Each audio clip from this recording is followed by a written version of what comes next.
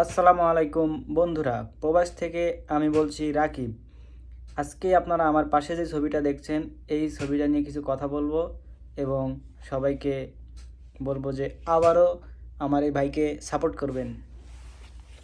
তো আফ্রিদি ভাইয়ের উদ্দেশ্যে একটা কথাই বলবো, উনি যেহেতু কামব্যাক করছে, আমি তাকে স্বাগতম জানাই। এবং স্বাগতম জানাই শুধুমাত্র এই কারণে যে সে আমাদের কাছে ক্ষমা চেয়েছে। আর যে ব্যক্তি ক্ষমা চায়, নিজের ভুল বুঝতে পারে, সেই তো উত্তম। সেক্ষেত্রে আমি তাকে বলবো, আপনাকে ভাই আমাদের এই সোশ্যাল মিডিয়ার জগতে আবারও স্বাগতম। আপনি আপনার কাজ করে যান। প্রবাস থেকে আমি, শুধুমাত্র আমি না, অনেকে আপনাকে অসম্ভব ভালোবাসে আগের মতোই।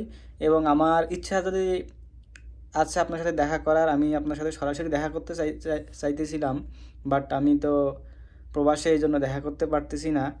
তো অসংখ্য অসংখ্য ধন্যবাদ এবং স্বাগতম।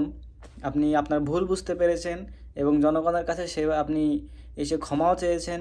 এই ক্ষেত্রে আসলে আপনাকে ধন্যবাদ না দিয়ে পারলাম না। যাই হোক, আপনি আপনার আগের মতো সামাজিক যে কার্যক্রমগুলো ছিল সেগুলো চালিয়ে যাবেন এবং সেই সাথে মানুষকে যে পরিমাণে সাহায্য সহযোগিতা করেছেন সেগুলো আপনি চালিয়ে যাবেন, এই আশা ব্যক্ত করছি। এবং সেই সাথে বাকি গুটি কিছু আপনার ইনফ্লুয়েন্সাররা আপনার বিরুদ্ধে যে আওয়াজ তুলেছিল, যে কথা তুলেছিল, সেটা যদি সত্যি হয়, তাহলে আমি বলবো আপনাকে, সেক্ষেত্রে আপনি তাদের কাছেও সরি বলে ফেলেন। এটা আসলে ক্ষমা যেহেতু সুন্দর, আপনি ক্ষমা চেয়ে ফেলেছেন, তো সেই জায়গাটা থেকেও যদি আপনি ক্ষমা চান, আমি আশা করব আপনার বাংলাদেশের সাধারণ যে কন্টেন্ট ক্রিয়েটাররা রয়েছে, যারা আমরা আপনাকে ভালোবাসি, আমাদের সেই হৃদয়ের জায়গায় আপনি ফিরে আসবেন ইনশাল্লাহ, এতে কোনো সন্দেহ নেই। আপনাকে আমরা অসম্ভব ভালোবাসি এবং আপনাকে আমরা আগের মতোই ফিরে পেতে চাই।